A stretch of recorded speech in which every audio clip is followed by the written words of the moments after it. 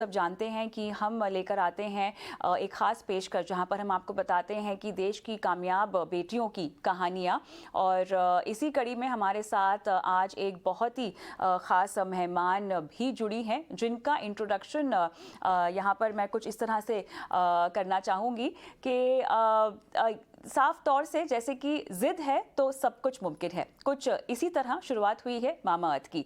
नवजात बच्चों के लिए नेचुरल, केमिकल और toxin free skin care products बनाने वाली भारत की पहली कंपनी और देश की बेटियों की खास मेहमान गज़ल अलग ने जब इस बात पर ध्यान दिया कि कोई भी प्रोडक्ट उनके बच्चे को सूट नहीं कर रहा है, केवल अंतर्राष्ट्रीय बाजार में उपलब्ध भारत के बाहर बने प्रोडक्ट्स ही बिना किसी साइड इफेक्ट के इस्तेमाल करने पड़ रहे थे, तो उस वक्त गज़ल ने ये जिम्मेदारी ली है और अपने ब्रांड को लॉन्च किया है। बहुत बहुत स्वागत है गज़ल अलग आपका। वैसे तो आप होनासा कंज्यूमर की चीफ इनोवेशन ऑफिसर हैं, लेकिन आप मामा शाक के तौर पे जानी जाती हैं और चीफ मामा के तौर पर भी जानी जाती है, तो स्वागत है आपका हमारी इस बेहद खास पेशकश में। और आज हम आपकी तरक्की की कहानी और आपकी स्ट्रगल की कहानी तमाम दर्शकों को बताना चाहते हैं, क्योंकि देश की बेटियों की कामयाबी की कहानियों की बात हो रही है। शुरुआत मामाअर्थ के सफ़र से ही मैं करूंगी। वैसे तो आपकी कहानी कई जगह छप चुकी है, कई जगह कई प्लेटफॉर्म्स पे आकर आपने सुनाई भी है, लेकिन एक महिला होने के नाते मुझे बताएं, जब आप इस ब्रांड के बारे में सोच रही थी, जब इसे लॉन्च कर रही थी, तो क्या क्या अड़चनें आई? देखिए, जब इस ब्रांड को हम लॉन्च करना चाहते, पहले तो बहुत बहुत शुक्रिया मुझे यहाँ पे बुलाने के लिए और मेरी स्टोरी और अच्छी तरीके से जानने के लिए। जब ब्रांड की शुरुआत की, देखिए बहुत सारी कठिनाइयां आई थी। पहले तो हमें ये नहीं पता था कि कंज्यूमर हमें ट्रस्ट क्यों करेगा, क्योंकि ऑलरेडी कुछ बेबी ब्रांड्स थे जो सालों से लोग यूज करते हुए आ रहे थे। तो हमारे लिए ये अपने कंज्यूमर्स को ये बताना कि हम क्यों बेटर हैं, ये इसका आंसर ढूंढना बहुत ज्यादा जरूरी था, जिसकी वजह से हमने मेड सेफ के साथ टाई अप किया और उसी प्रोसेस में मामाअर्थ जो है इंडिया का, भारत का पहला मेड सेफ सर्टिफाइड ब्रांड बना।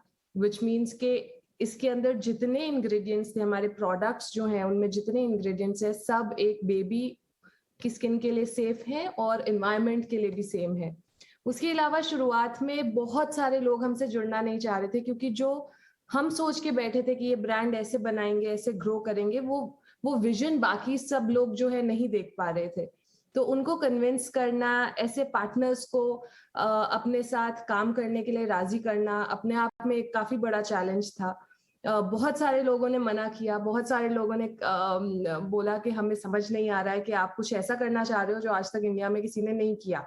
आप ऐसे इंग्रेडिएंट्स डालना चाह रहे हो प्रोडक्ट्स में जो किसी और ने नहीं डाले, और हमें पैसे खर्च करके ये इंग्रेडिएंट्स आपके लिए लाने पड़ेंगे, और हमें ये भी नहीं पता कि आप बेच पाएंगे या नहीं। तो ऐसे करके काफी डाउट्स आए थे।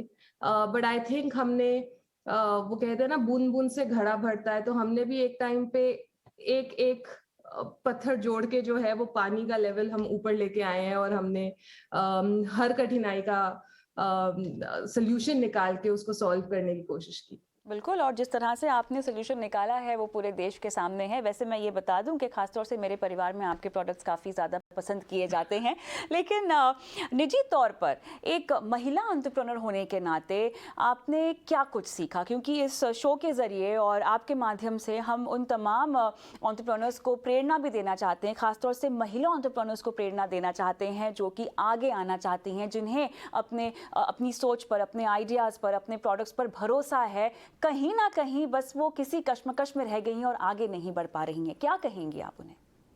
देखिए, मैं इन सबको यही कहना चाहूंगी कि अगर आप किसी चीज के लिए बहुत स्ट्रांगली फील करते हो, आपको लगता है कि ये एक प्रॉब्लम है जिसका सोल्यूशन निकालना है, और आप ये समझते हो कि आप इसमें अपने एफर्ट डाल के इसको सॉल्व कर सकते हो, तो वो पहला कदम ना जरूर लीजिए। बहुत सारी, स्पेशली औरतों के केस में ना, बहुत सारी ऐसे कठिनाइयां आती हैं कि अब मैं माँ हूँ, मुझे बच्चों का ध्यान रखना है, नहीं मुझे परिवार का ध्यान रखना है, नहीं मेरे पास ये पढ़ाई नहीं है तो मैं इस फील्ड में जा सकती हूँ या नहीं जा सकती, ये बहुत बड़ा रिस्क होगा, मुझे ये रिस्क लेना चाहिए या नहीं लेना चाहिए, मैं टाइम कैसे मैनेज करूंगी। तो कुछ ऐसे सवाल ना बहुत बहुत सारी औरतों से मैंने बात की हैं, वो बताती हैं कि ये कुछ कॉमन सवाल हैं जो उनके दिमाग में आते हैं, जिसकी वजह से वो पहला कदम नहीं उठा पाते कुछ भी नया शुरुआत करने का या अपनी ख्वाहिशों को पूरा करने का, काम करने का। तो देखिए, मेरी स्टोरी बहुत ही सिंपल है। मेरे पास कोई बिजनेस की डिग्री नहीं थी। मेरे पास सिर्फ एक डिग्री थी, वो भी मुझे बहुत रिसेंटली मिली थी कि मैं माँ बनी थी। और एक माँ जब अपने बच्चे को रोता हुआ देखती है, वो जो दर्द होता है, वो जो अनकंफर्टेबल फीलिंग होती है कि यार इस चीज को मुझे सॉल्व करना है। मैं उसको यूजुअली कहती हूँ ममा गिल्ट, के बच्चे के साथ कुछ भी गलत हो रहा है ना, तो माँ को लगता है कि उसी की वजह से हो रहा है। तो वो वाली जिद थी, जैसे आपने कहा, उसको लेके मैंने वो पहला कदम लिया कि नहीं, कोई कुछ नहीं कर रहा है तो मैं करूंगी। एंड वहां से शुरुआत करते करते मुझे बिजनेस के बारे में कुछ नहीं पता था। मैंने पहले एक बिजनेस चलाया था और वो 1 साल में बंद हो गया था। तो ऐसा नहीं था कि मेरे को सब कुछ आता था। लेकिन मेरा रीजन शुरुआत करने का इतना ज्यादा स्ट्रांग था कि वो गिव अप नहीं कर पाई। मैं कभी भी ये नहीं सोच पाई कि चलिए अब इसको बंद कर देते हैं। वो कभी नहीं हुआ। हमेशा ये था कि यार ये प्रॉब्लम है, इसको सॉल्व कैसे करना है, और उसी को लेके आगे बढ़ी मैं। तो लेकिन सारी औरतों को, सारी लोगों को फॉर दैट मैटर जो शुरुआत करना चाहते हैं, मेरा बहुत स्ट्रांग मैसेज है कि प्लीज अपने ऊपर भरोसा रखिए, अपने आसपास वाले लोगों पे भरोसा रखिए। ये सोच के चलिए कि आपके आसपास वाले लोग बहुत अच्छे हैं। आपको जहां मदद चाहिए आप उनसे मदद मांगिए। आप सरप्राइज हो जाएंगे कि लोग कितने हेल्पफुल हैं, और आपकी जर्नी को आसान बनाने के लिए ना वो खुद को भी अनकंफर्टेबल बना देंगे। बिल्कुल सही कहा आपने, साहसी सोच से ही आप आधी जंग जीत जाते हैं। लेकिन मेरा सवाल यही है, जैसा कि आपने कहा कि आप उस वक्त नई नई माँ बनी थी और इस तरह का आइडिया आया और आपने सोचा कि नहीं, इस पर काम करना चाहिए। बैलेंस आउट आपने कैसे किया? बिकॉज ये सब मैनेज करना भी तो मुश्किल होगा। वो प्रैक्टिकल टिप्स आप उन लोगों को क्या देना चाहेंगे जो इस सोच की वजह से पीछे रह जाते हैं कि नहीं, हम अब काम करना शुरू करेंगी तो हमारे बच्चों को कौन देखेगा, हमारे घर को कौन देखेगा? तो ये सब चीज़ों में ही अमूमन औरतें जो हैं वो फंस जाती हैं। देखिए, मैं एक बहुत ही सिंपल लाइन से शुरू करूंगी जो मेरी लाइफ का मंत्रा भी है। कुछ भी करना है ना, अपने आप को खुश रखना बहुत जरूरी है। बिल्कुल। अगर आप अपनी इच्छाएं मार के दूसरों को खुश करने की कोशिश कर रहे हो और आप खुद खुश नहीं हो, तो आपके आसपास वाले लोग भी ज्यादा खुश तो रह नहीं पाएंगे। तो आई थिंक एक तो वही सेट है कि यार अपने आप को प्रायोरिटाइज कीजिए। जो आप करना चाहते हैं, जो आपका दिल करता है करने का, वो उतना ही जरूरी है जितना बाकी सबका ध्यान रखना जरूरी है। तो पहला तो टिप ये है। दूसरा ये है कि हम अक्सर काम वाली सारी चीजें ना कैलेंडर में डालते हैं और हमारा फोन हमें रिमाइंडर्स भेजता है कि अच्छा ये टाइम इस मीटिंग का है, ये टाइम इस मीटिंग का है। हम अपनी पर्सनल चीजें कभी कैलेंडराइज नहीं करते हैं। तो मैंने भी उस टाइम ये किया।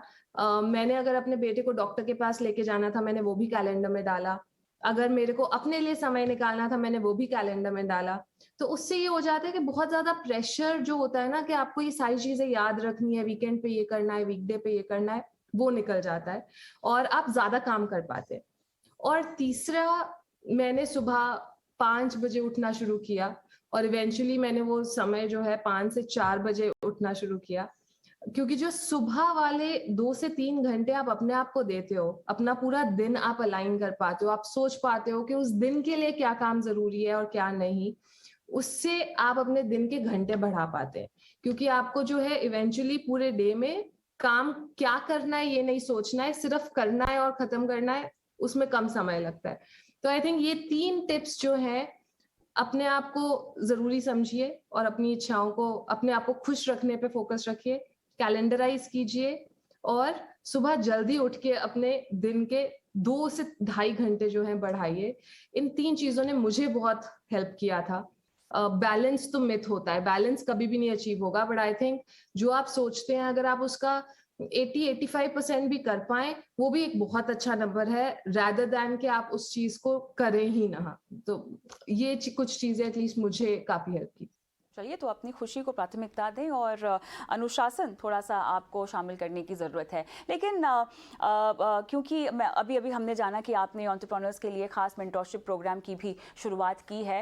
आपकी तो मुलाकात होती रहती होगी कई सारे एंटरप्रेन्योर्स से जो शायद शुरू कर रहे हों, जो शुरू करके कामयाब भी हो गए हों। भारत में फ़िलहाल जो वेव हम देख रहे हैं एंटरप्रेन्योरशिप की, इसमें कितना नयापन है, कितनी अलग है ये वेव दुनिया के तमाम देशों के मुकाबले? देखिए मैं शुरू से कहती हूँ कि इंडिया में ना हर घर में एंटरप्रेन्योर है।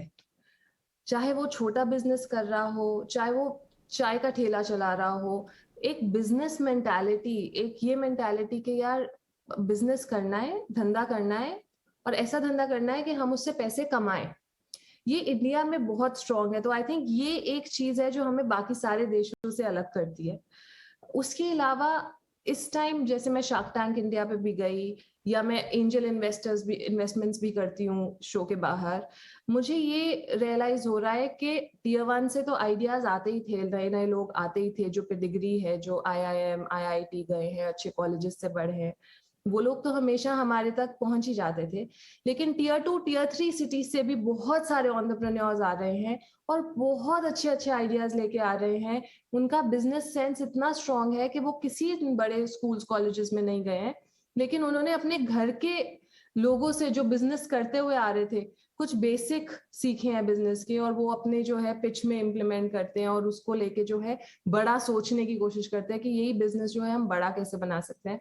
तो आई थिंक वो बहुत ज़्यादा इंटरेस्टिंग है और मेरा मानना है कि आने वाले सालों में हम टियर 2, टियर 3 सिटीज़ से बहुत सारे अच्छे एंटरप्रेन्योर्स को काफ़ी सक्सेसफुल होते हुए देखेंगे। आखिरी सवाल, रिजेक्शन से कैसे निपटा जाए? मेरे ख्याल से ये एक ऐसी बात है जो बहुत सारे लोगों को कामयाब होने से रोक देती है, निराश कर देती है, मायूस कर देती है। देखिए रिजेक्शन को ना आप रोक नहीं सकते हो। कभी ना कभी आपकी जर्नी में, लाइफ में रिजेक्शन तो आएगी ही आएगी। इससे फ़र्क नहीं पड़ता कि आप कितनी बार रिजेक्ट हुए, बट इससे बहुत फ़र्क पड़ता है कि रिजेक्ट होने के बाद आपने अपना एटीट्यूड क्या रखा। क्या आप उससे निराश हो गए और आपने बोला ये कभी दोबारा नहीं करना है? या आपने बोला कि ठीक है अब ये रिजेक्शन हुआ है, ये मेरे हाथ में नहीं है, लेकिन यहाँ से और बेहतर होना और इसी चीज़ के लिए दोबारा ट्राई करना मेरे हाथ में है। तो मैं एटलीस्ट रिजेक्शन को वैसे फेस करती हूँ। अगर मुझे बहुत डिसअपॉइंटमेंट होती है जब आप रिजेक्ट हो जाते हैं या आपका आइडिया रिजेक्ट हो जाता है, बहुत तकलीफ होती है। उससे बाहर निकलना भी मुश्किल है। लेकिन जब तक हम ये फोकस रखते हैं ना कि अब आगे जाके हम इस चीज़ को ऐसे बेटर होंगे और दोबारा ट्राई करेंगे, वो जो निराशा, डिसअपॉइंटमेंट होती है वो कम हो जाती है और आप अपने आप बेटर होते हैं। तो मैं हमेशा यही करती हूँ। मुझे और कोई तरीका तो नहीं आता है डील करने का। चलिए, बहुत आसान और बहुत सॉर्टेड रणनीति आपने अपनाई है और आपने सुझाई भी है। गज़ल अलग, बहुत बहुत अच्छा लगा आपसे बात कर कर। आपने काफ़ी इंस्पायरिंग मैसेजेस दिए हैं, प्रेरणा देने वाले नुस्खे भी दिए हैं। उम्मीद करते हैं कि एंटरप्रेन्योर्स आपकी सुझाई हुई राह पर ज़रूर चले। बहुत बहुत धन्यवाद हमसे बात करने के लिए। Thank you, thank you. चलिए, इसी के साथ ईटी मनी बनो